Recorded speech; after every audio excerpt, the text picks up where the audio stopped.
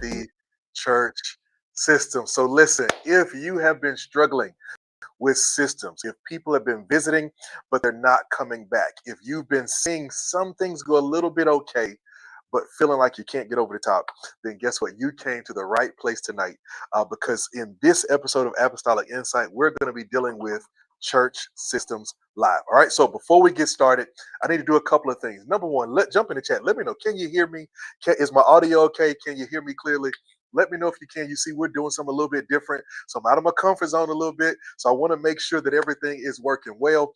But I also want you to make sure you drop in the chat and let me know who you are, what church you're representing, the city that you are in, because I want to shout you out. I see so many amazing people on already. And I'm super, super grateful that we get an opportunity to dive into this together. Hold on. Somebody said, I think there's a bit of an echo. If there is, I know how to fix that. I know how to solve that real quick, real easy. But I'm looking forward to this because I'm telling you, tonight is going to be a game changer. That for many of you who have been wrestling with systems, you've been frustrated by systems, tonight is going to answer a bunch of questions for you. All right. So good to see you. I see Universal Church. Glad to see you, Universal Church. I see Jesus Follower. Good to see you. I see Dr. Bostic. Uncle Calvin, my uncle Calvin Woods Jr. I see you on. Good to see you. I see Deidre Joe. Good to see you down there in Jonesboro. Pastor Jackie. Good to see you. Pastor Warren up there in Bowie, Maryland. Super, super excited. New to our program. New church coming in, and we're about to get ready to relaunch and see some amazing things happen. We're excited about it. All right. So listen, we got a little bit of everything. I see Louisiana. I see Virginia. I see we've got Connecticut in the house. We've got Georgia in the house. We've got Alabama in the house. Come on, New York is in the house. Bishop Castro, another one of our new partners that we are excited to work with. We've got Mississippi in the house. We got people representing all across the country, and we are so grateful that you are here. If you are a pastor, if you're a church leader, here's one thing I want you to do as we're getting ready to get started with this Church Systems Live. I want you to grab this link. I want you to send it to your team because I'm telling you, the people on your team are going to benefit from what we're talking about tonight. All right. Last week, while we were at our retreat, we saw some amazing things happen. So let me recap really, really quickly. All right. We had 5 rooms filled in the house when we were staying in Gulf Shores, and those leaders were absolutely blessed, man. We had a great time with them. We spent a week together. We spent some time relaxing. And so they went around and they drove around and they shopped and relaxed and walked the beach and all this kind of stuff. But every one of them went home with a binder with the next 12 months fully planned out. That binder is fully planned out and they all have it, right? And it was such an amazing thing to see their faces as they got ready to leave and get on their flights home and things of that nature. I said, I want you to take this with you, look over it, pray over it, wrestle with it. Because this might be the key to what God wants to do over the next 12 months. And they all got that, right? And I'm super excited because we're doing that for all of our partners who are in our accelerator program. We're going to be building that for them. But if you stay tuned, I'm going to tell you how you can get the same thing for absolutely free. I'm going to tell you how you can do it, but I'm going to tell you that at the very end. All right. But it was an amazing time. God really met us there. God really showed up.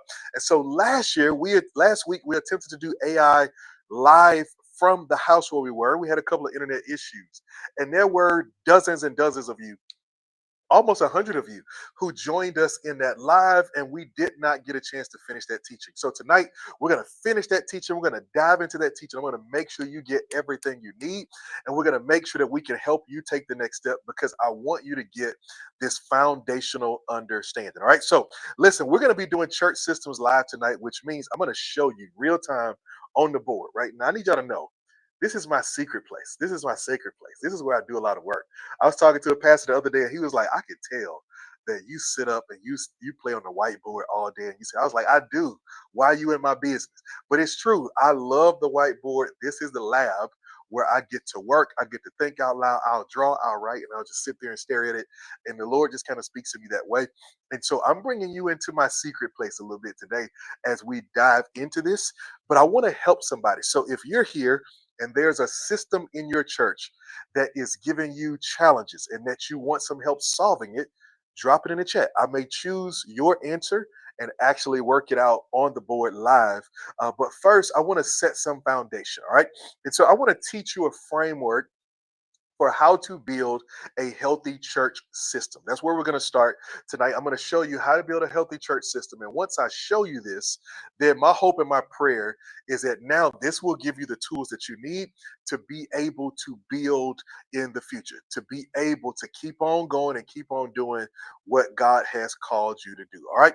So let's dive in. Let's talk a little bit about flows. This is an acronym. I'm going to tell you what it means here in a little bit, but just for now, I need you to understand that what we're going to be talking about is flows. That's how we're going to describe our systems. But before I tell you about the acronym, let's set some foundations. There's a couple of foundations that we got to set. First foundation we got to set is this, and we talked about this last week. Good people can't beat a bad process.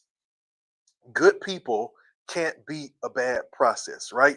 When you have bad processes in place, when you have processes that have holes in them, when you have processes that are bottlenecked by the senior leader's decision making, when you have processes that are not good and helpful for what you're trying to build, you can put good people in them and they still not work. In order to have healthy results, we need good people and good processes. We need good people and good processes. We need to have the right people in the right places, but we also need to have them doing the right thing, right? Which means that we've got to make sure that we put those systems in place. All right. Somebody put that in the chat for me. Good people can't beat bad processes. All right. That's the first and the absolute first thing you need to know and understand is that good people can't beat bad processes. So we can't just keep throwing good people. When you have bad processes, you can keep putting good people over there and it just won't work. You can keep putting good people in and it just won't work. And it always seems to fall short of what it really should be. And so one of the things we got to understand is we've got to have good processes. All right. Here's another thing I want you to understand is that what happens to vision when there are no clear next steps is that it stalls out. Imagine having service and people come to church and you're like, hey man, we're so glad you're here. And you're like, look, we open the doors of the church. If you want to come for baptism, if you want to come for rededication, if you want to come for salvation, if you want to come, to transfer your membership, if you want to come to be a member of the church, whatever it is, we're excited for you to come down. People come down, they sign the paper, they're like, man, I'm so excited. I'm ready to do this. I'm excited to go. And then next week you don't see them. And then the week after that, you don't see them again. And the week after that, you don't see them again. Why is that happening? It might be because you don't have a clear, visible next step. Now, notice I didn't say it's not because you don't have a next step, because maybe you have a new members class. Maybe you have something that happens. But here's the question: how clear and how visible is it? How visible is it? I'll tell you another example. Maybe you have a new members class, and maybe people do come to the new members class, but after they graduate, they disappear. What's your clear next step? Is it clear when they leave that class that our expectation is that you join a ministry, that you serve, that you be a part? And so it's not just about what you have, but it's about what you have that people can see, what you have that people are aware of. Because if you have it and they don't know about it, it doesn't work. And so you've got to make it clear. You've got to make it clearly understood that people get it. All right. I'll tell you an old preacher story. There was a guy who saved up and scraped up his last few dollars. This is several years ago, but he scraped up his last few dollars because he wanted to take this cruise that would take him from Europe to America. And so he scraped up his last few dollars. He had enough just to barely make it and to barely get in. And so he got on this money, he got on the cruise ship. And when he got on the cruise ship, he was so thankful. I mean, he was crying tears of gratitude because he made it on the cruise ship. And he got on the cruise ship, he went to his room and he hunkered down. He was just grateful. I'm so glad I made it on this cruise ship. I can get to where I'm trying to go. I can get back to my family, to my friends. He was just glad he made it on the cruise ship. Day one, he's hanging out in his room. He opens up his backpack. He's got cheese and crackers that he has loaded up in his backpack to cover this 10-day journey that he is going to be on this cruise ship that's taking him from Europe to America. He's on this cruise ship and he's there in his room. He's eating his cheese and crackers. And he's like, man, I'm just glad to be on this cruise ship. Day two, he's there. He's in his room. He's eating his cheese and crackers. He's like, man, I'm just glad to be on this cruise ship. Day three, he starts to venture out a little bit. He goes goes up and he stands off the deck and he looks at the ocean and he sees the wind and he's just thankful to God. He's eating his cheese and crackers because he's just glad to be on his cruise ship. Day 4, day 5, day 6, same thing. On day 7, something unique happens. He's up on the deck. He's eating his cheese and crackers, this same cheese and crackers that he has loaded into his bag. He has loaded it up. He's been eating it every single day. He's up there on the deck eating the cheese and crackers, and somebody comes by and they said, "Hey man, what's up? I've been noticing, man, every day you're eating these cheese and crackers. Is that all you eating?" He was like, "Yeah, man, all I had was enough to just get on this cruise ship. So I'm just glad to be here. I brought my own food with me. I'm just glad I'm here, and I'm eating my cheese and crackers." And somebody looked at him and they said, "Well, sir, um, I'm, I'm sorry that nobody told you, but the all you can eat buffet is included with the price of your ticket." Now, imagine this man for 7 days, he is on a cruise ship, and there are things available to him that he misses out on, not because they are not close, not because they are not available, but simply because he was not aware that it was a part of his package. Here's what I'm saying to you: your church has some amazing things that can help people. Your church has some amazing things that can be a blessing to the lives of the people that God has called you to reach. But it's not about what you have, it's about what they are aware of. And if people are not aware of what you have to offer, there is a gap somewhere and your vision will fall short.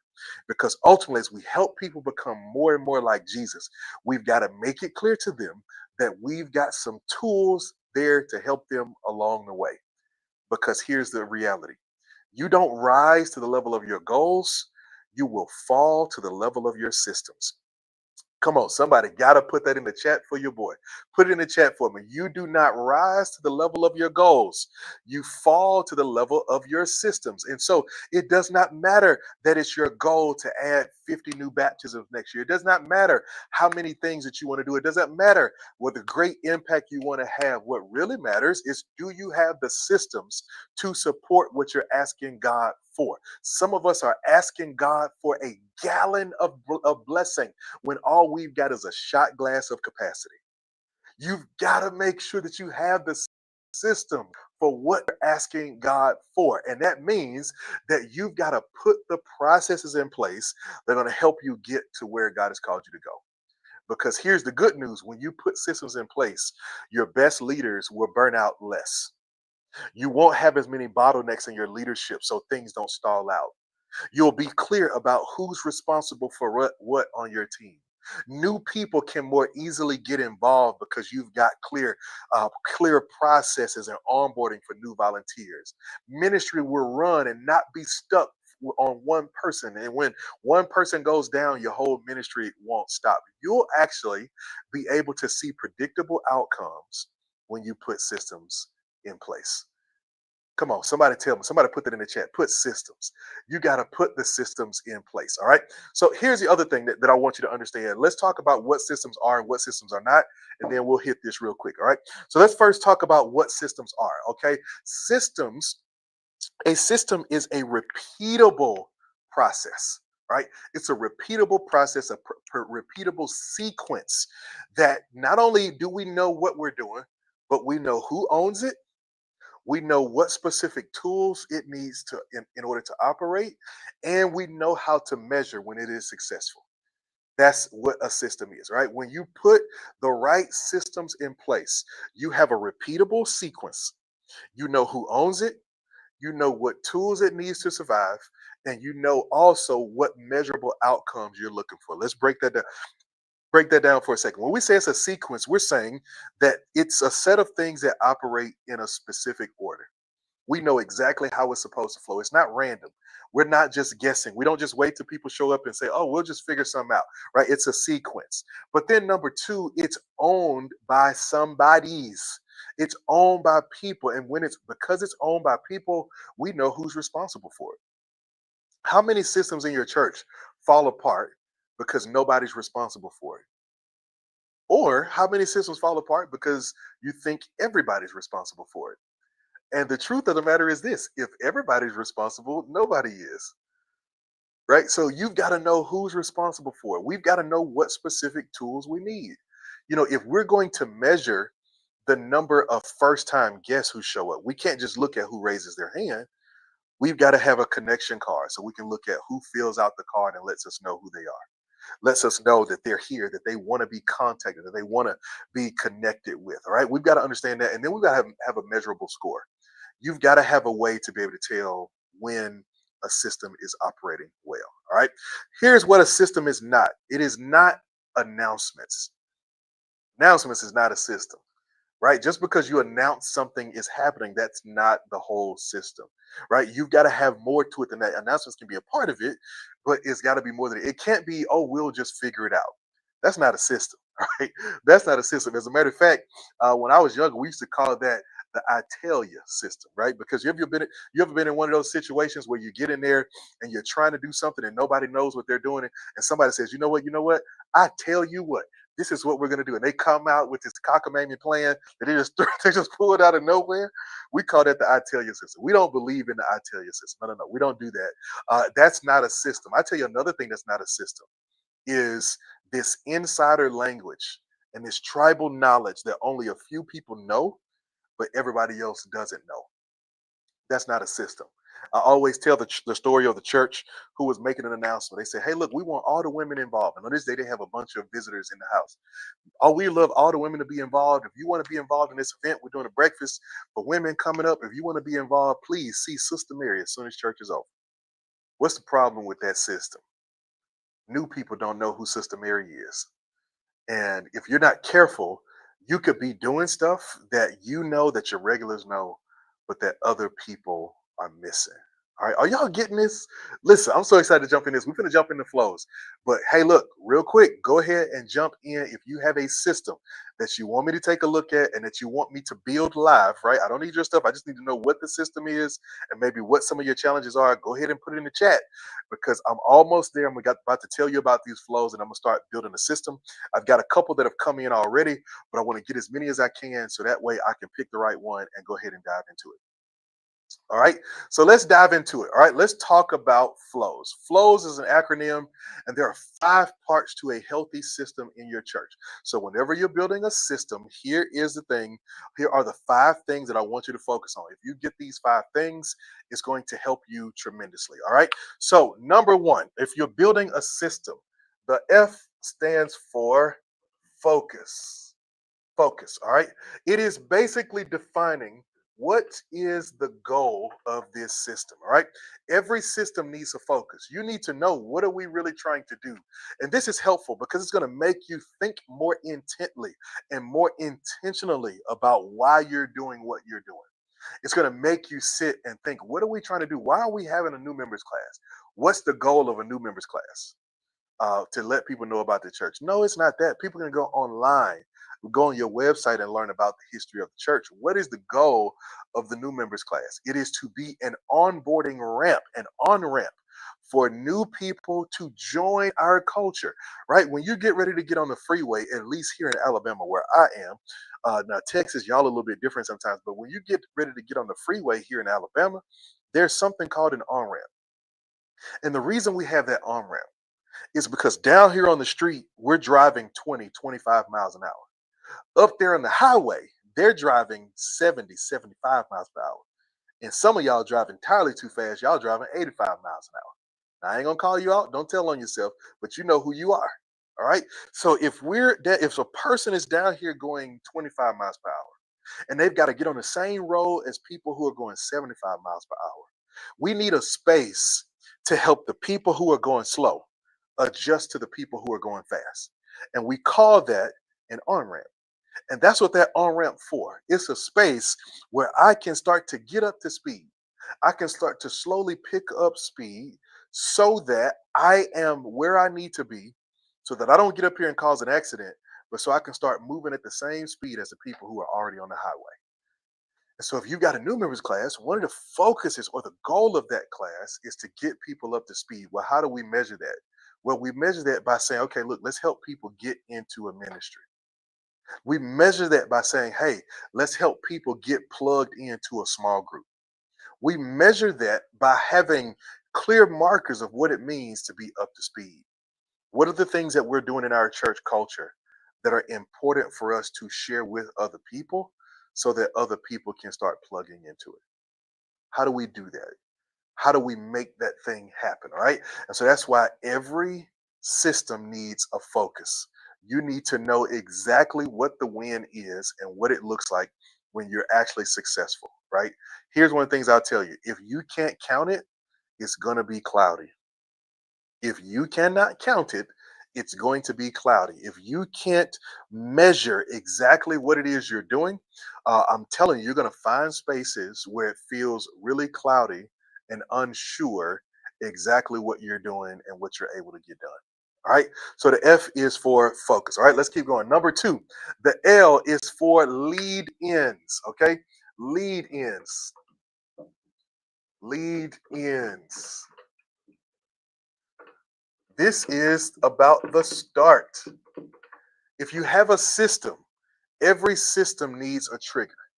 You need a reason or an action that actually starts and kicks off the system.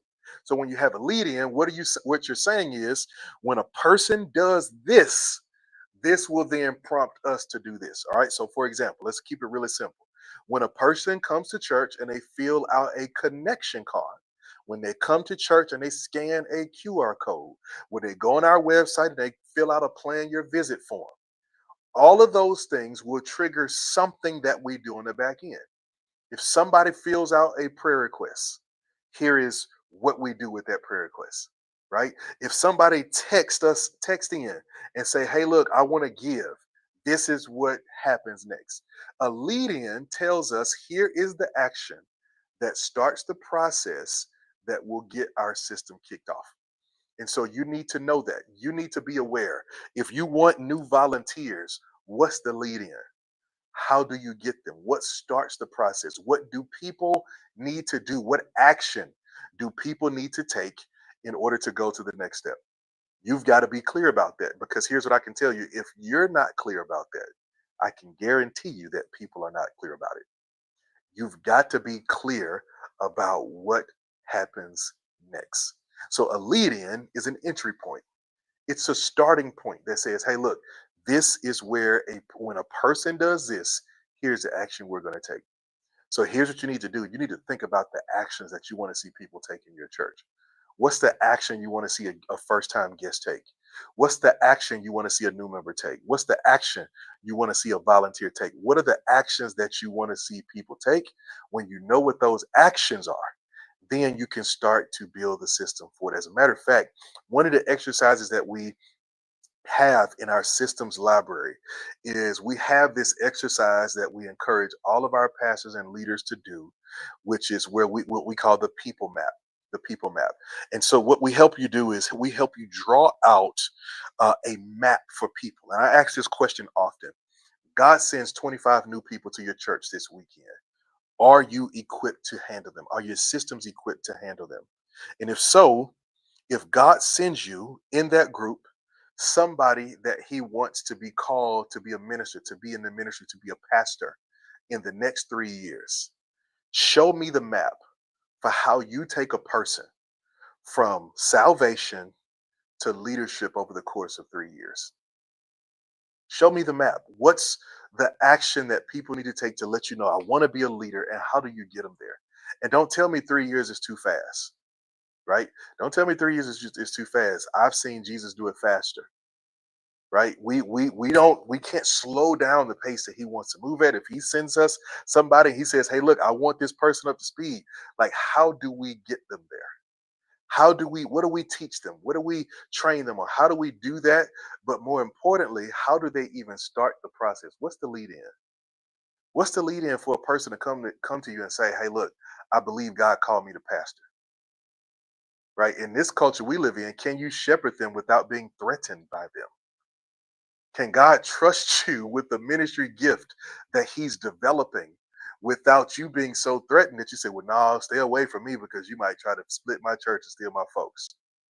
What's your process? What's your lead in? All right.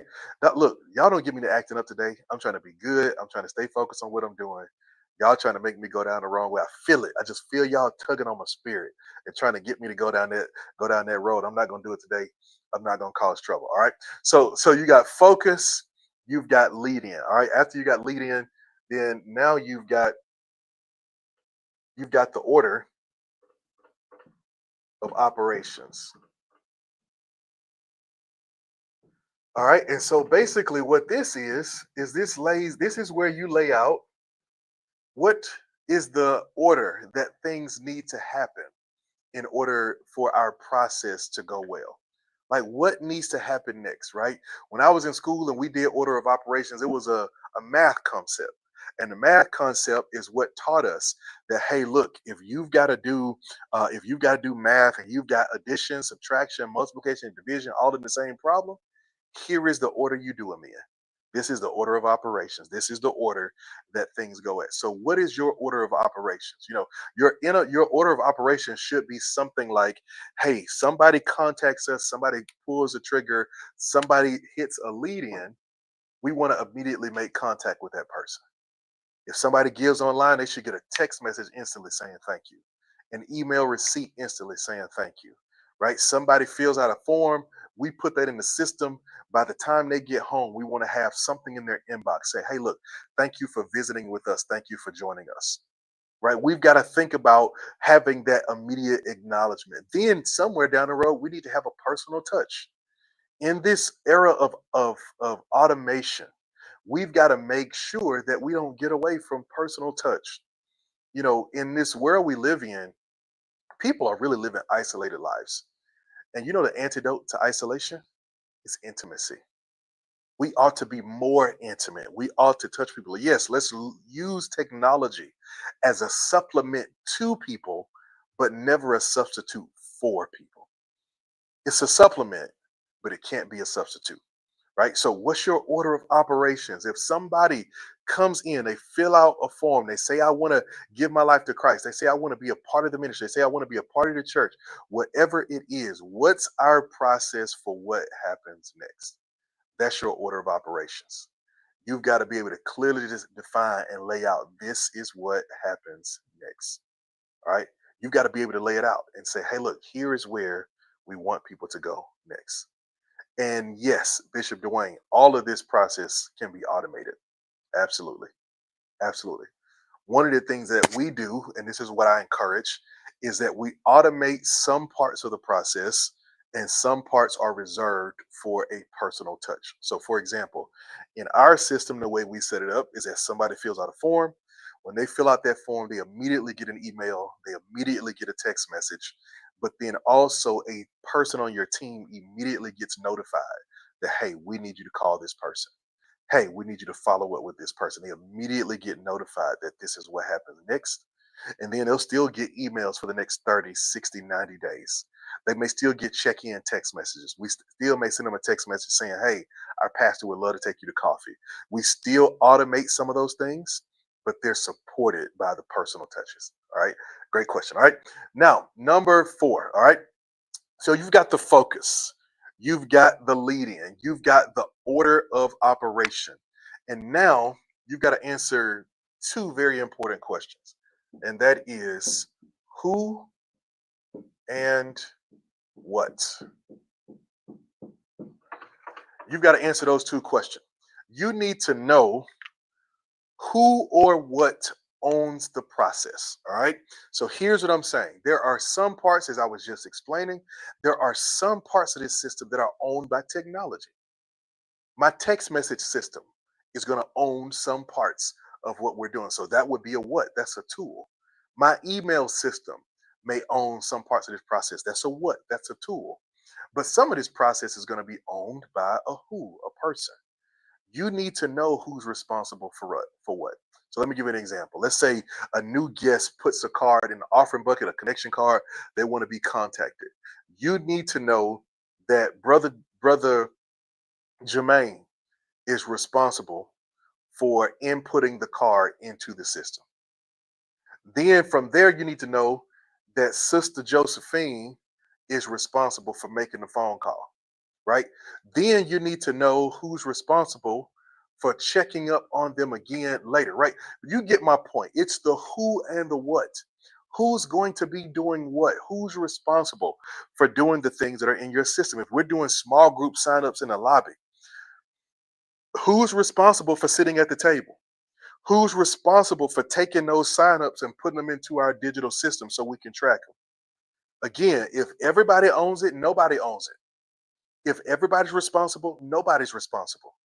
And so one of the things that you got to do is you got to have an owner. And I'll tell you this, double ownership kills speed. I know y'all have seen this over and over again. You put something in two people's hands, right? And two people are the lead, the point person, then they sit there and they ping pong, not really taking action, versus when you put a person in leadership with other people to support them and other people around them to be there, you have one person who's responsible. Here's a rule of thumb. If you assign something to people, if you assign something, you build in a system, there should be one person that if something doesn't go well, you can call them and they will be the ones who are responsible. Right? I'm telling you, if you do this multiple ownership thing, not only will you kill speed, but you will create finger pointing, right? Because what ends up happening, this is just human nature. We love taking the credit when things go well, but we love passing the blame when things don't go well. And so we need to make sure we know who or what is responsible. All right. It's just one person or and one tool, whatever it is, we need to make sure that we know what's available. All right. And then last but not least is the score. And that's basically tracking.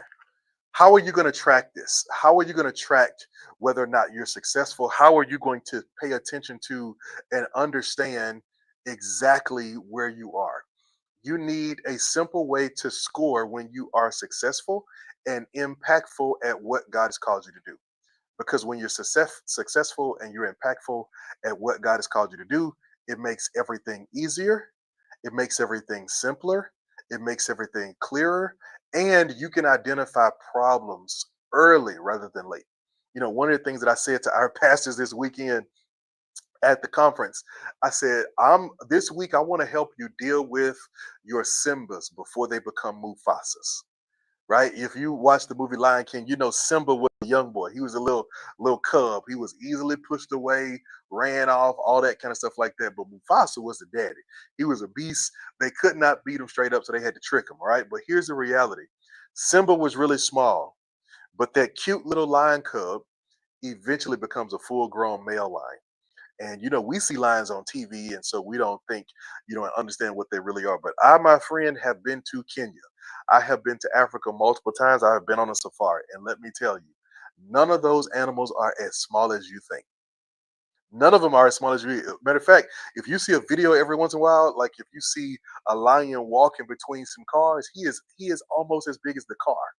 He is huge, and that is a handful to have to deal with if you get into a fight. And here's what I'm saying to you is that you as a leader, you've got to be willing to solve problems before they erupt into their full grown size. You know, there are some crises in leadership that you could avoid just by paying attention to your systems early. My goodness, man. I know I'm preaching. I know I can't hear y'all say amen, but listen, can I get some amens in the chat or something? Because I know I'm helping somebody. I know I'm helping somebody. There are some major issues you could avoid if you just put symbols in place. If you put systems in place, I'm sorry. If you put systems in place, listen, somebody can't jump straight from somebody else's church into your core leadership team. If you put systems in place, the systems will force people to reveal who they truly are, because you can't just all of a sudden decide you want to be in the pastor's inner circle, if there is such a thing. You can't just decide that. No, you got to come to church first. After you come to church, you got to come to new members class. After you go through the new members class, now you got to join a team that somebody else is leading. After you join a team that somebody else is leading, now I need you to help lead when you're not in charge. And then once I help lead, you help lead when you're not in charge. Then you come into class and let us educate you and train you on how we do things here and in our culture, in our denomination, in our fellowship. And then after all those things, if you come through those systems, now we come to a point where we say, hey, look, let's help you get this done. Now we come to a point where we say, the systems have proven. Listen, let me tell you something. If you do it right, good systems are a filter. Good systems are a filter. A good system can make people reveal whether or not they are, what level they are willing and able to be able to serve in. This is why Paul said, lay hands on no man suddenly, right? But it's not just enough to not lay hands on them and not see them and not talk to them and not engage them. You got to have processes in place where you can help them come along the way. Okay, I see my help coming. Thank you, Brother Miller. Thank you so much. I see some names I don't recognize, but thank you for your amens. I appreciate your amen. And yes, you can rewatch the stream. Every Tuesday we do this, and all of these videos are available on YouTube, and they stay there. They don't go away. They'll be there all week. All right. So this is our flows. All right. So this is it. You got to have a focus. What is the goal of the system? You got to have a lead in. How does the system start? You got to have an order of operations. What is the sequence that we want to see things move in? You got to have a who and what. Who is responsible for it, or what tool is responsible for it? Then you got to have a score. How do we measure whether or not we are being successful at what we are stepping out to do? All right. So now with with the second half, I want to go through and I want to actually build a system live. So I'm getting ready to come to the chat, and I'm going to see what you all share, whether you're on Facebook or you're on YouTube, wherever you are. I'm coming to see what your systems are, and then I'm going to help you build your system live right here on screen. Right. So I must be a bold dude, man. I'm gonna jump in and just do this thing, do this thing live. So this is gonna be fun. Yes, Pastor Sparks, man. Listen, so excited to have you and just join the program, and Pastor Miller as well. Y'all, I'm gonna talk about this a little bit later, but we started doing those church systems in a box. And I don't even have one to show y'all, and the reason is because I told y'all, hey, look, we got 25, and we're just gonna test this out and see if it works and see how it goes. My wife came in here early and she's like, hey, we got 2 boxes left. So, whoever get those last 2, they're ready to go. They're ready to ship tomorrow. So just let everybody know that it's only 2 left. So listen, I so appreciate you all just jumping on that kingdom endeavor. And so many of you have been blessed and came in talking about just how it's been a blessing to you and things of that nature. And so I'm super, super excited to really just have you all here and have you all plugged in, and to just know, man, that there are churches, there are people out there who want to benefit and take advantage of these kingdom resources that we are creating. All right. So let me jump into Facebook really quickly. I want to make sure that I'm not leaving anybody behind. And so I want to go into Facebook, and so I can see exactly what you all are asking for. I can see on YouTube. I think I've seen new members a couple of times. I think I've seen children a couple of times. I've seen a whole bunch of other things. And so I want to help draw some things out. Okay, so I'm looking at my personal, I'm looking at our simple systems page. All right, so here's one we have. All right. So I'm gonna start with this one. All right, thank you. This is Lady Brown. Yes, good to see you again. They were with us for the Underdog Conference this week. All right, so here's her question. She says, attendance is down, key leaders have left. What system is a priority to rebuild? All right, we're a young church planted in Florida, not from here, but trying to rebuild. Man, come on. I love this question. You know why I love this question? Because it's a good one. It's a hard one. It's a tough one. Look, and then I see Pastor Brown coming on YouTube. Same thing. All right. So I'm gonna help you with this. All right. So we're gonna I'm gonna give you two systems that I want you to build. And with these two systems, I think we're gonna help y'all crush it. All right. So let's start with one that everybody's asking about, and that is the new members. All right. So the first place you want to start is your new members. And I know this is antithetical, but I'm gonna explain why. All right. I believe you need your new members system first, is because you need to have a mechanism to be able to handle what you're asking God to send. I believe that a part of stewardship and a part of walking in faith is preparing for what you're asking God to do. Right? If I'm gonna ask God to do it, I need to be ready for it before He do it. I can't say, "Hey, God, send us some people," and then He sends people and we drop them. So I think your new members slash, you could call this assimilation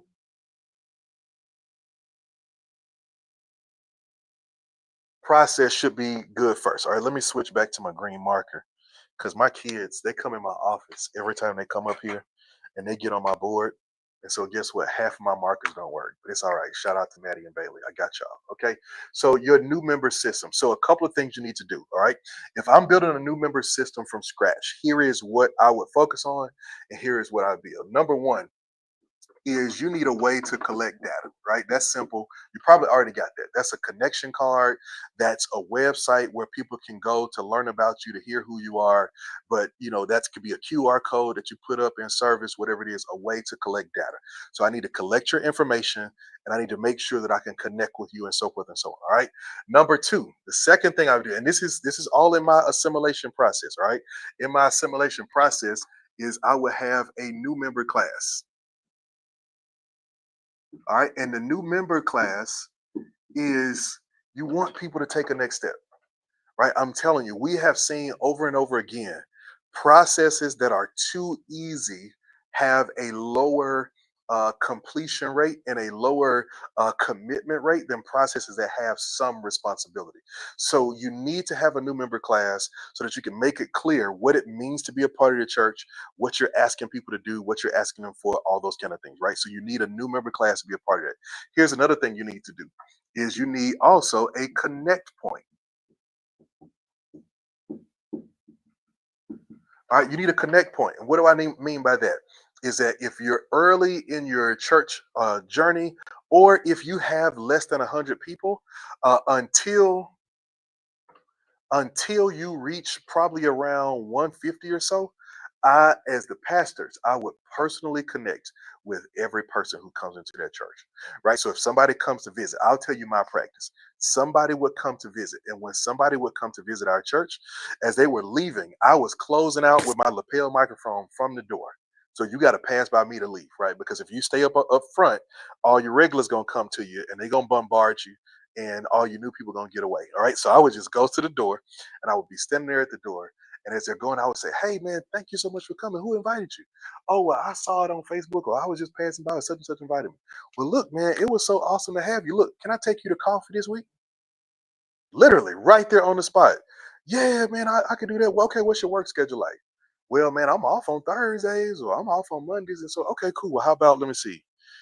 Can we meet for coffee? How about tomorrow at 8 at this spot down here? You want to go? All right, cool. Everything on me, man. I love to take you. All right, boom. Sometimes I would say, "Hey, what y'all finna go eat after church? I know y'all gotta eat. I know y'all eat good now, because y'all can tell I eat good. Y'all finna go eat?" "Yeah, I don't know what we're gonna do." "Well, look, me and the family going over here to Buffalo Wild Wings. Y'all wanna come with us?" And right there on the spot, we would literally take them with us, right? And so one of the things that you got to do is you got to wrestle through how to have a connect point. And I don't know if y'all can see that T good right there. You got to have a connect point. Like, focus on people. Focus on people. The path to growth is not always 50 people showing up at once. Most often is you grow 3 people, and then 5, and then 10, and then 12, and so on and so on. Matter of fact, I was just talking to one of our pastors, Pastor Moore, who is in Pelham, and I don't know, he may or may not be on here, but I was just talking to him a minute ago. And man, listen to me. I am as excited about their church as I am any other church we work with, right? And the reason, because when I met them a few months ago before they joined our program, in the coaching call, I told them, I said, "Man, y'all got the right hearts." I said, "Y'all got the right hearts. Y'all just need a few tweaks and a few strategies in place that are going to take it to the next level." And I said, "I know we can help with that part." I said, "But y'all got the right hearts. It's easy for me to give somebody with the right heart systems, but if you got a bad heart, I can give you systems all day. And if you're doing it for the wrong reasons, it ain't going to work." And I told him, I said, "Y'all got the right heart, man." They were serving people. I mean, when they were a small church, less than 10 people, I think it was 8 people when they first joined a couple months ago, but they were doing all the work, right? They were feeding people out of their pockets. They were doing food giveaways, and they were helping people and serving the family, and first responders, all this kind of stuff like that, right? And so I'm talking to him a minute ago. And when I talked to him probably about 2 months ago, they had gone from about 8 to about 12. They went from 12 to 15, 15 to 20. We did back to church Sunday. They jumped up to 30. And I just found out that was maybe a month ago. Since then, 3 more people have joined the church, and 3 more people have given their lives to Christ. So here it is in a span of about 5 months now, they've gone from 8 people to probably on their way to 40. And the truth of the matter is, a lot of times that's how growth looks. And that's good. That's healthy. It's one person at a time because God will allow you to cut your teeth on a few people before he just throws the masses at you. And so, one of the things that you have is that you end up with this opportunity to manage these people. And a huge part of it is having a connect point. All right. After I had the connect point, another part of this process that I would have is I would also, after they come through, I would have a celebration. All right. So what I mean by that is that when somebody makes the step to join the church, you got to make a big deal out of it. You got to make a big deal out of it. It can't just be this run of the mill thing. You got to make a big deal out of it. Like you got to celebrate it like it is significant. You got to celebrate it like it really matters. You got to celebrate it like you know that it's something that God is going to use to completely transform their lives and transform the church. So you got to celebrate. You got to have a graduation ceremony during service where you give them a certificate and you make ministry and membership really, really matter. And now let me context this to you, Brown, since you all are down there in Pensacola. And I know Pensacola really well. One of our first churches is down there. It used to be Inglewood Baptist Church, Pastor Larry Watson, but it is now the Light Church. They changed the name. That's actually the first church I ever consulted with when we first established the company. But one of the things I would say that I would customize to you guys that you need to do since you are still in the early days is that you still need to be in launch mode.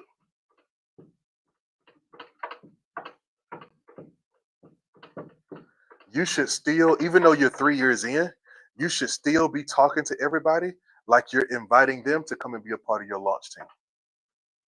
That's how you should be talking to people. You should be talking to people like you're saying, hey, look, come be a part of this new thing that we're building, this new thing that we're doing. Come be a part of our launch team. Really and truly, you can be in launch mode for 5 years. Now, it's different stages of that, but I would be inviting people to come be a part of our launch team. That's the language I will use. And the reason I would use that language is because that language sets a different expectation. When you say come be a part of our church, to some people you're saying, hey, look, we done built it, we got it organized, it's where it needs to be, come be a part of it. That's what you're saying to some people. But then to others, to other people, when you say launch, what you're saying is, hey, look, you can come be on the ground floor of something special. Come help us build it. And I would have a celebration. And then the final thing that I would do is in this process, I would focus on getting people plugged in to as y'all can see, I have the absolute best handwriting in the world. I was told by my grandmother before she passed that I write like a doctor. So I'm a doctor of systems in Jesus. Hey, in Jesus' name, I'm a doctor of systems. All right. So listen, you got to get people plugged into teams. All right.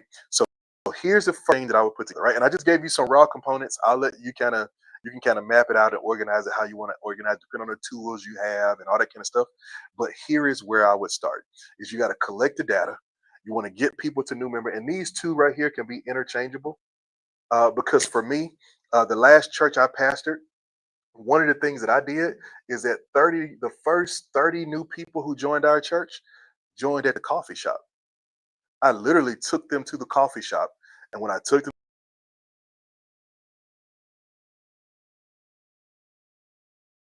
tell us, what's how's the church doing, and what are you guys trying to do? And I basically contextualized everything they said to the vision, and said, well, look, man, you are exactly the kind of person I'm looking for to help us continue to build what God has called us to build.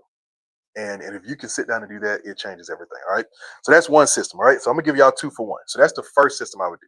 I would get all of this in place so you know exactly where people are going. All right. That's like I'm not gonna go and buy groceries if I don't have a refrigerator to put them in. Right. You gotta have a cooler. You gotta have somewhere to keep what you're putting together. All right. Now, after that, if I'm you, now what I want to focus on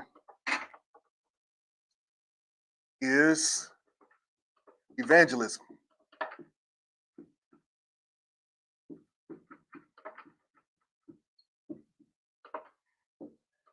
You want to focus on evangelism, all right? And when we talk about evangelism, what I'm saying is you want to connect with as many people as possible to help them really come into relationship with Jesus, come into the kingdom of God, but also come into relationship with the church. All right. So there are two parts to this that I need to walk through. All right. So first, when I talk about evangelism, it can mean a bunch of different things to a bunch of different people. All right. So let me share what I like to call evangelism on three levels. There are three levels of evangelism, and then we'll walk through your system. All right. So you've got levels 1, 2, 3. All right. Level 1 evangelism is invite to church. All right. This is the simplest level. If you can't do anything else, you could at least say to people, hey, look, come to my church. We've got this going on. I'd love to have you. So that's level 1 evangelism. That should be a level everybody can meet on. That's something everybody can do. It's very simple, very plain, very basic. All right. So invite people to church. All right. Number 2, level 2 evangelism is invite to story. All right. And so this is where I basically share my testimony with Jesus as the hero. Right. And so instead of inviting people to just this to church and that kind of being ambiguous, now I shift to saying, hey, look, the same place you're in, the same place where you are, here's where I was, here's how Jesus helped me fix it. Right. So I bring them into the story to help them see that the same thing that God has done in me, he can do in you. This gets a little bit personal because I'm sharing my personal testimony, my personal story. All right. And then level 3 is when you flat out just invite to Jesus. All right. This is where you walk in the street and you say, hey, look, if you die tonight on a schedule of 1 to 10, how sure are you that you'll spend eternity in heaven? And they say, man, probably about a 7, a 6. I ain't talked to God. Well, you know what? Can I tell you how you can be a 10? Romans 10 and 9, and you just go down and you start giving them that work, right? That's the big thing. But here's the thing. If I get them to church, I eventually get them to Jesus. If I get them in my story and with Jesus as a hero, I eventually get them to Jesus. And of course, if I get them to Jesus, I get them to Jesus. And so when I say you want to build an evangelism system, primarily what you want to do is you want to start at level 1, because level 1 is going to be something that everybody can do. Now, you should, as leaders, you can keep doing these others. I think as pastors and leaders, we've got to be the CEO of our church, not the chief executive officer, but the chief evangelism officers. Oh, that was good. Come on, somebody put that in the chat. You got to be the chief evangelism officer of your church. And so I think we absolutely have to have that kind of mindset. But if you start right here, it's much easier, because when you start right here, you can pass out invites to every person you pass by in Walmart. You can pass out invites to every person that you see in any given store. As a matter of fact, we have a strategy that we use called the Blitz, and this Blitz strategy that we use is where we help our churches create these resources, and the resources that we help create, they actually go and pass out in mass. And in many ways, let me help y'all. In many ways, it's a numbers game. In many ways, it's a numbers game, right? I know this from having a business and being in sales, and I'm telling you, I've seen the same thing in the church. The more people you invite, the more people show up. I think about it this way: roughly 1% of the people you invite to church will come. And so, what that means is that if you invite 100 people to come, one will say yes. And when that one says yes, most often they don't come by themselves. So, here's the question: are you willing to go through the 99 no's to get the one yes? And I can tell you right now, most people are not. Most people are not willing to go through the 99 no's. Let me tell you a story. When I was pastoring a church, our church plant in Grambling, right off the campus of Grambling State University, where me and my wife went to school. And we had the church plant there. And I'll never forget, I've been going to all these big old conferences, and they were talking about all the things they were doing. And so they were talking about mailers. And so all these big old churches were doing mailers. And so we scraped up our little change and we did a mailer. It was a flyer. We were doing a series called Love, Sex, and Relationships. And I knew that the young folks was going to eat it up. They was going to love it, that people was going to be coming. They wanted to hear, what does the Bible say about love, sex, and relationships? Because there's a whole lot of them things going on on the college campus. All right.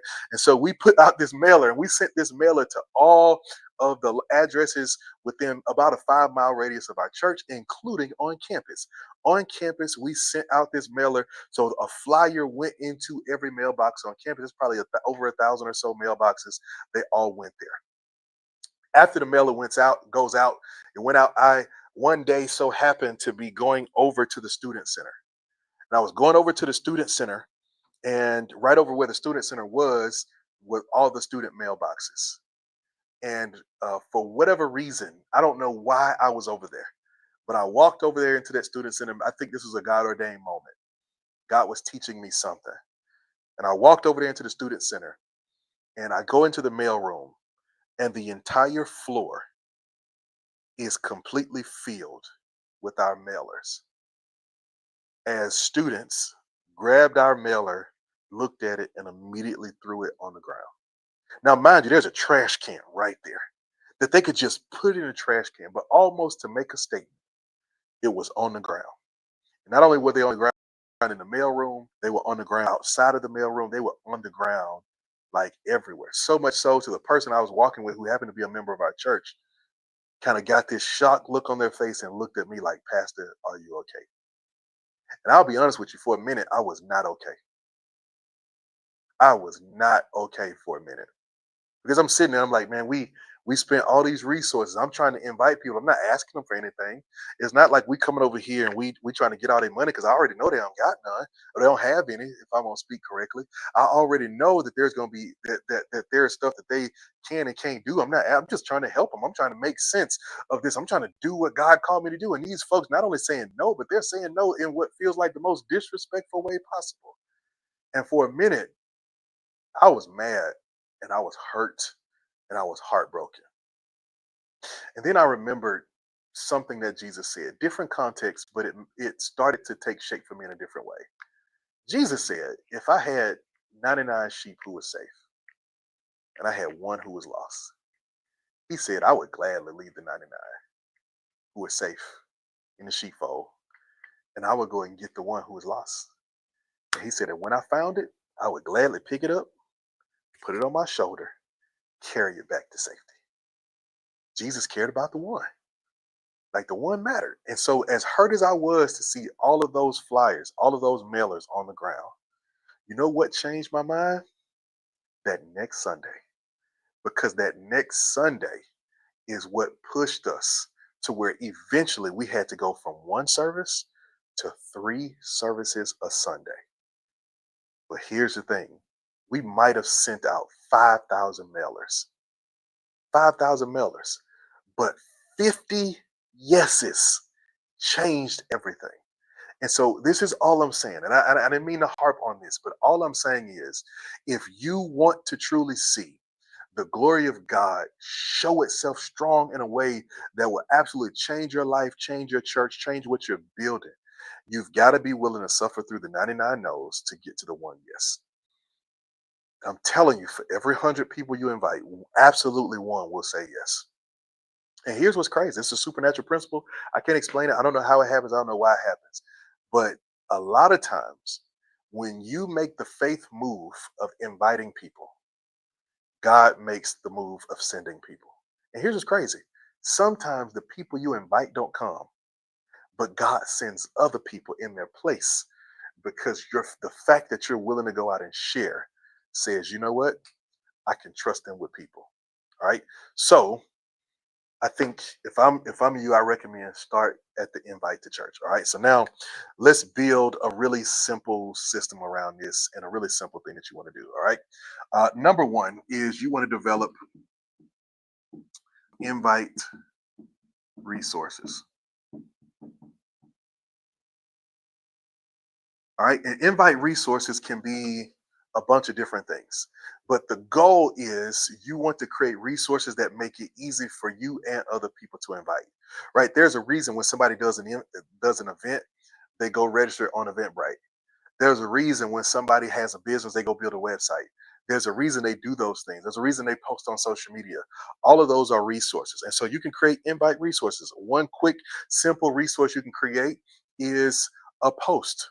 You can create a Facebook post and you can say, hey, look, I created this post, and send it out to your leaders and to yourself and say, hey, look, everybody go share this post for us.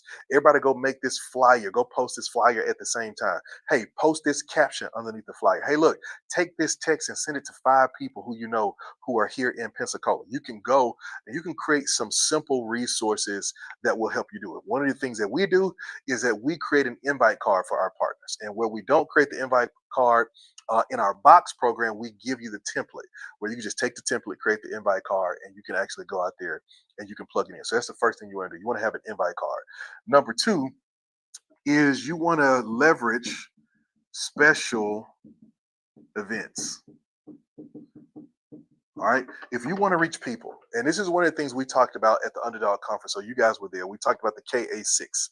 And one of the things we talked about are the people. Who are the people you want to reach? Who are the people you're trying to touch? Who are the people that you're called to serve? When you know who the people are, then you know what kind of events you need to do. So for example, if I was pastoring a church that was really, really working hard to reach men, I would be gearing up for a Super Bowl party in February.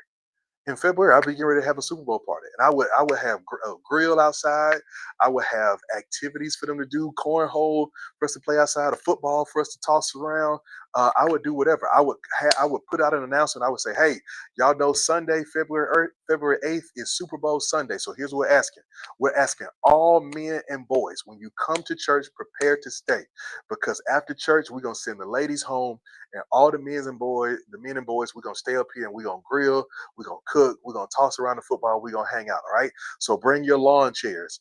Bring blankets. If you get cold, ease or your hoodie or whatever it is. If you got whatever it is, we're gonna bring it. We got such and such is bringing a grill. This person is bringing a grill. We're gonna hang out. Let me tell you how I know that would work. Because I absolutely did it. Last church I pastored, we did that, and that event added almost 20 men to our church. One Super Bowl party. We had some people playing dominoes, some people playing Uno, some people playing spades, and we was tossing the football, and we grilled and we cooked, and we it didn't cost us a lot of money. I brought my grill. I had the church provided some of the resources, but we had different people bring stuff, and the ladies was included. We didn't kick the ladies out, but we told the ladies, "Hey, look, bring the men in your family, bring the men and boys, bring those boys who don't have mentors, bring those men who are isolated and doing life by themselves, bring those people." And let us kind of help grab them and hold on to them. So you got to leverage special events, right? So special events, that could be a Super Bowl party. It could be um, a a marriage event, right? It can be all these different things that talk to your audience. One really cool special event that is included in our library is the coffee pop up. Is we helped the church in Atlanta launch a couple of years ago, and we used this strategy. And with this strategy, we were able to build a launch team that was, I think, 374 or 347 people. One of the two, I can't remember the number, but it was 300 plus people on the launch team, all because of special events. And we would draw people to those special events to come and to get to know the leaders as people, to come and to get to know what our vision was and what we were doing and who we were and all that. And we went to the people, right? Because when you're new, you can't just expect the people to come to you. You've got to go to them. You got to go to them. And when you go to them, everything would change. All right. And then here's the last thing I would do. And I think if I was planting a church today, this would be one of my superpowers is I would run an ad campaign. Listen, if I had to plant a church today, starting from scratch, it would go so much different than it did the first time around. Because I did it the hard way the first time around. We got out the mud. We didn't know what we was doing. We were just doing the best we could, trusting God and just going with it. We were doing it, as best we could, but we didn't know what we were doing. And so we all we had was word of mouth. This right here is kerosene. This is gasoline. This is lighter fluid. This is all those different things. But I preface that by saying this only works if you put the other systems in place first. Listen, I had a pastor who we're working with out in California. They just joined our program last maybe 2 weeks ago. And one of the things that he said, and he told me on our call, he said, "Man, I used this service that does all the Facebook ads for you. And they guarantee that all these people come in and stuff like that." He said, "Man," He said, I said, did it work? He said, yeah, it absolutely worked. He said, we were getting first time guests every week because of our ads. He said, but the problem is we didn't have any systems. And so people would come and then they wouldn't come back. So you got to put the other systems in place first. You've got to be organized as a leader. That's a system. Your worship needs to make sure it flows well. That's a system, right? Your assimilation and follow-up places, your systems need to be in place. That's a system. And then evangelism. Evangelism is the fourth system in our blueprint. We think it starts, you got to get organized as a leader first. You got to make space for leadership. Church leadership is not something that will just fill in the gaps and you can treat like a side chick. It's got to be your main one. And so you've got to begin to organize your life to handle what you're asking God for. Then you got to make sure your worship service is where it needs to be. Like it or not, your worship service is the front door to your church and to your ministry. Then you've got to get your assimilation and follow up in place, right? That's the third system. Then after you've got those three, now let's start talking evangelism.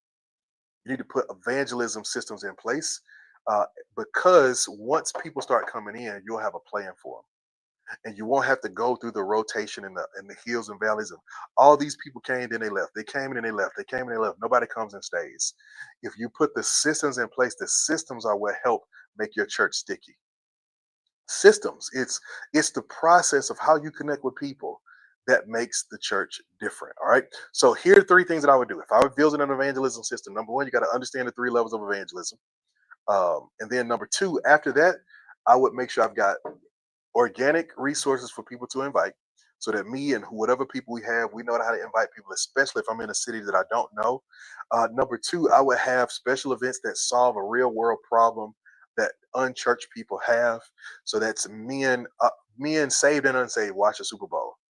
And if you got food there and you got some fun there, they coming, right? So just everybody has marriage can have marriage issues. Children all look need something to do. We're working with a new church. This is so weird for me to keep saying this new church has joined our program, y'all, because this is we are just in a different season that God has just opened up. It is so mind blowing. But I was literally just talking to a new pastor. Their church is in North Carolina. They just came into the program last week, and I promise I'm being so serious when I say that.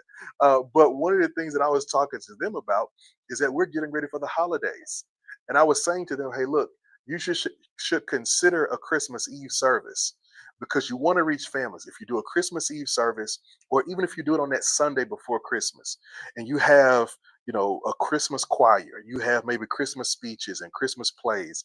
I said now you can invite your whole community instead of running an ad that says come join our church. You can run an ad that says, do you have a child who would like to be a part of our Christmas program? Right? And run an ad to parents and grandparents asking, hey, would you like your kid to come be a part of our Christmas program? They can be in our Christmas choir. They can come and be a part of giving a Christmas speech. They can come and be in our Christmas play, whatever it is that you do. Because guess what? If you run an ad campaign inviting kids to come and be in a program and the kids get in the program, guess who else who coming with the kids? Them parents. And I'm telling you, we live in an era where kids bring their parents to church as much as parents bring their kids to church. I'll never forget the first little kid who fell in love with our church outside of my own kids, because my own little kids fell in love first. But listen to me. One of the things that made a difference, this little boy used to wake up every Saturday and say to his mama, Mama, are we going to see Jesus tomorrow? I gotta go see Jesus now. I gotta go see Jesus on Sunday. And his mama like, boy, yes, we're going to church tomorrow. And they stop saying we're going to see Jesus. We're going to the church. No, that's Jesus' house. I'm going to see Jesus. And he was serious about it. And that little boy did not play about our church. And every Sunday he was coming to our church. Right? That's a simple system. It's a simple thing that you can do to help move forward. As a matter of fact, we've got our group coaching call coming up on Thursday. And on Thursday, we're about to get ready to start introducing this. Yes, I love that. Started out with having church on Thanksgiving and Christmas. Absolutely. Listen, we are getting ready to start planning this. We plan 3 big days with our churches. We've got Christmas/New Year's Eve. We treat those like one because most churches choose one or the other. We'll have Easter, and we've got National Back to Church Sunday. National Back to Church Sunday, we just saw some amazing results. Literally, We had a church go from 40 to 72. We had a church go from 20 to 40. We had a church go from 8 to 35. We had a church to go from 120 to 175. Like, we have seen all these amazing testimonies of what God has done. And last year we did this with the church out of Alaska, and they went from 15 to 57 just on the Christmas Eve service. And so coming up on Thursday in our coaching call, we're about to get ready to plan it. And when we plan these days together, here's what we do for all of our clients, whether you're in our accelerator program or in our church Sisters in a Box program.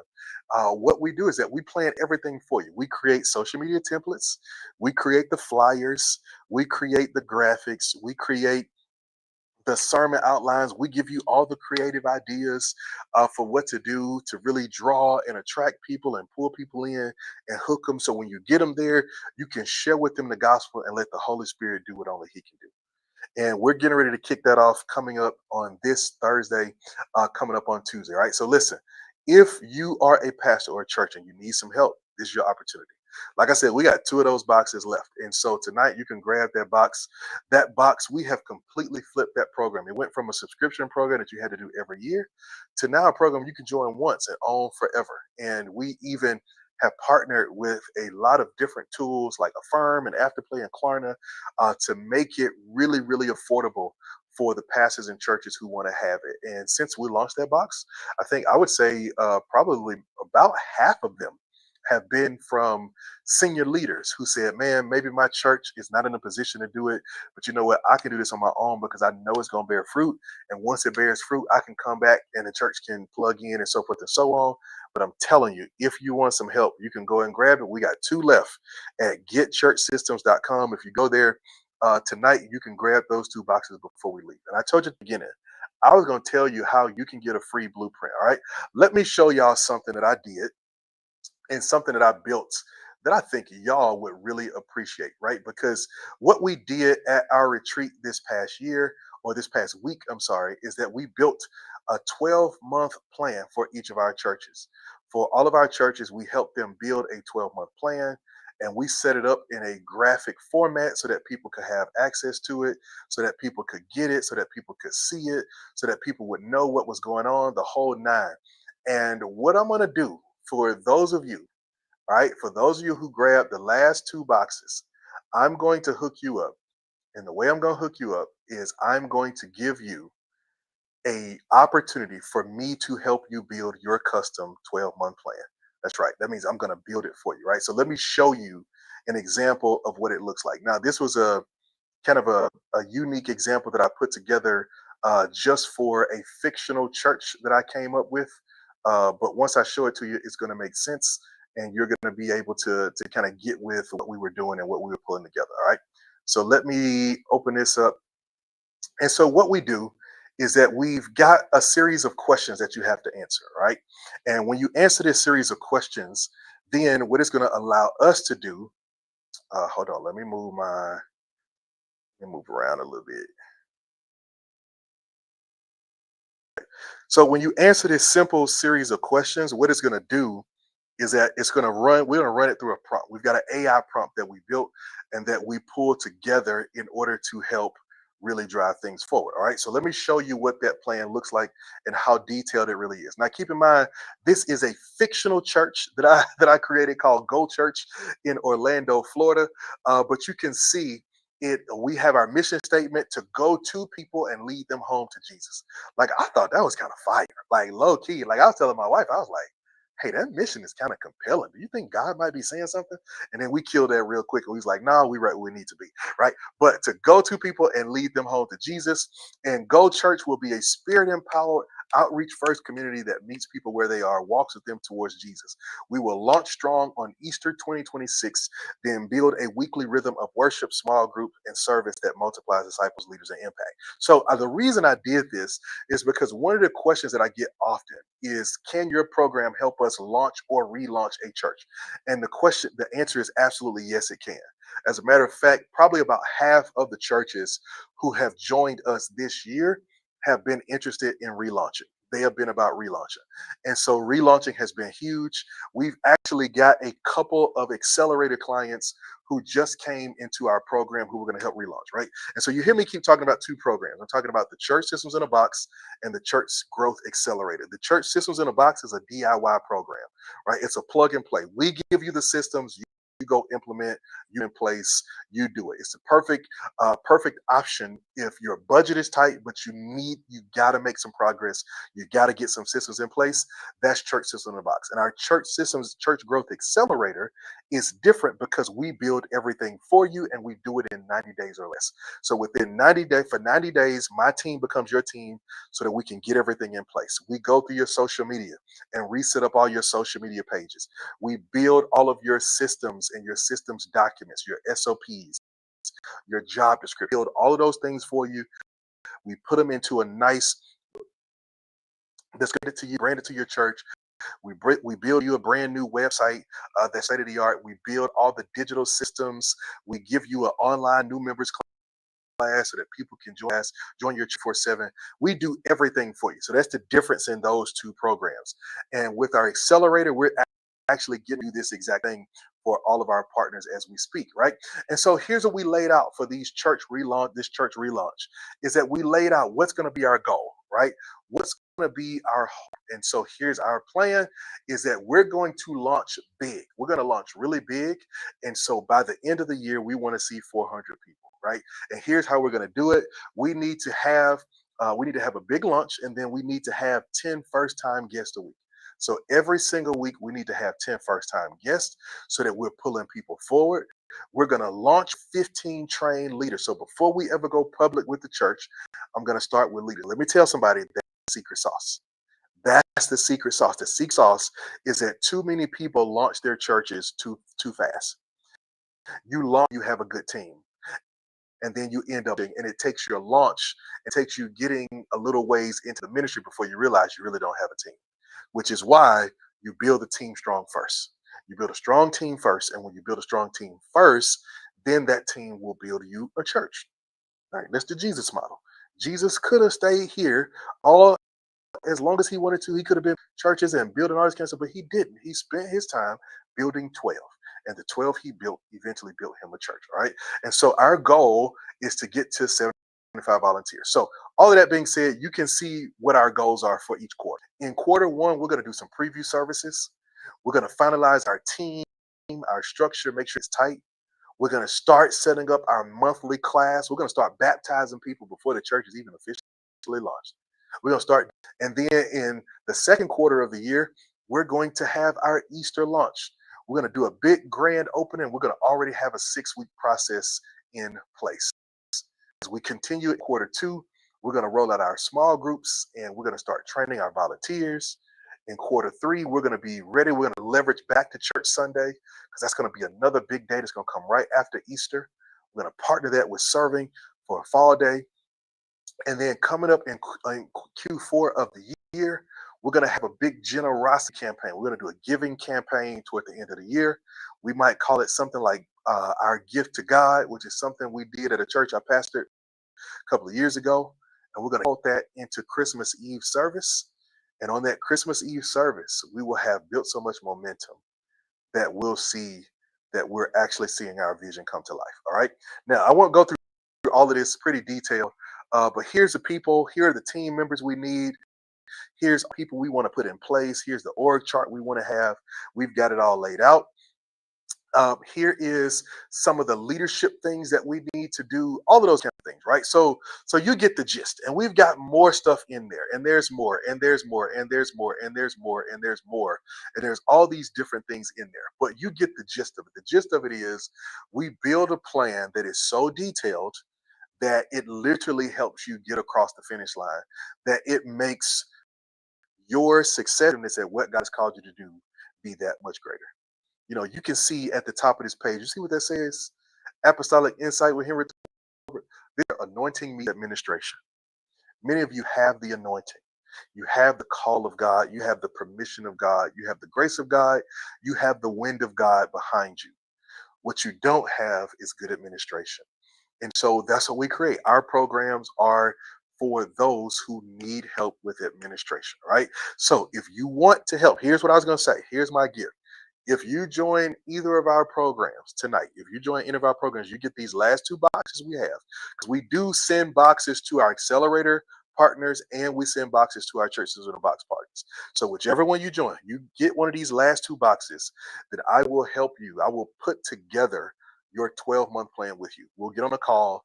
You will answer some questions. You'll talk about some stuff. And after you do all of that, I will take it and I will form it into this for you. I will take it and I will form it into this. And AWA is the average weekly attendance. Average weekly attendance. All right. And so if you want some help with that and you want to do it and you want me to put together your plan so that you have time, if you get your plan now at the end of October, before the holidays start in November, you can start talking to your team about it so that January 1st, you can hit the ground running. You don't have to wait. You don't have to go slow, but you can hit the ground running. And I want to help you do that. And the way that I can help you do that is through those two programs, right? So if you grab one of those two programs, you get one of those last two boxes, I'm going to build your plan and I'm going to help you take the next step to get where God has called you to go. All right. And if you are on here and you're in one of our programs already, especially if you came in through our boot camp or you came in through our accelerator, don't worry. We're building your plan for you and we're going to do it. And I'm going to extend that gift to the next two people who grab our orange boxes or join our accelerator program. All right. So listen, I hope y'all got something from this, right? This has been so much fun, man. I feel like this is it. Do y'all like this format or do you prefer kind of the teaching format where I sit at my desk and go with it? All right. Let me know which one works best for you. Let me know which one you most enjoy. And I'm going to put it here on screen. See some of you asking, where can we get this? Where can we find the info? So pop it up here real quick.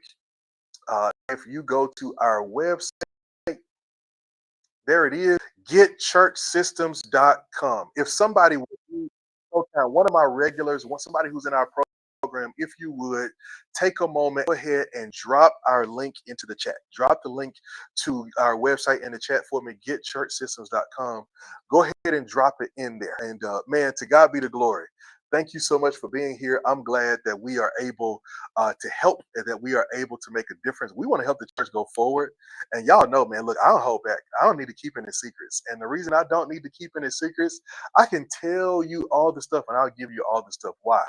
Because I have learned that whenever I give stuff away, God always gives me more.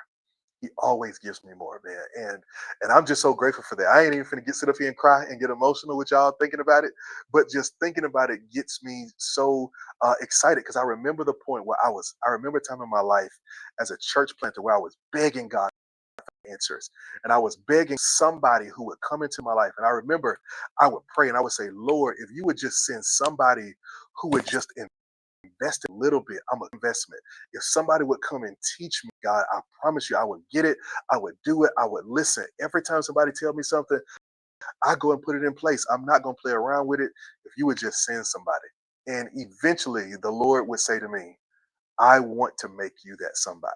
And so that's what I want to do. Every Tuesday night, I want to be here at 7 p.m. trying to be that somebody for you, trying to be that somebody for your ministry. And we want to help you. And so if in a space where you have nothing, you don't have any resources, you don't have any money, you don't have any tools, you don't have anything, then I want to give you so much value every Tuesday night. If you just do what we talk about here, but if you are somebody who says, I want to move fast, I want to go forward, I want to get it in, I want to get it done, I'm telling you, this is the program. These are the two programs that can do it. And we are super excited about what God is doing. All right. So listen, to all of our partners in our box program, on our boot camp, and our Church Systems Accelerator, I am excited. Go ahead and put it on your calendar for Thursday. We're going to start talking about your 12-month plan, but also we'll start getting Christmas Eve and watch night service. Whichever one you're going to do, we're going to start getting ready for it.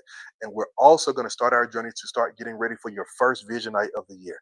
You've got to have a vision night somewhere in January where you come forward and you get your team and your church all on the same page about where you're heading and where you're going. And we're going to help you build it. We're going to give you a template. We're going to give you a framework. So all you gotta do is plug and play. And once you plug and play, I'm telling you, when you get your team all on the same page, this is going to be the best year you have ever seen. And we are going to help you do. All right. So listen, thank y'all so much. for being here tonight. Thank y'all for plugging in. I pray that this has been a blessing to you. All right. If it has, don't forget, share it with your team, share it with another pastor, share it with somebody who you know would be blessed by you. All right. And I look forward to those of you who are going to grab those last two orange boxes.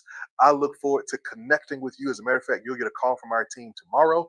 If you order today, tonight, you'll get a call from our team tomorrow, and we'll start getting our one-on-one call set up. All right. Listen, thank God so much for you.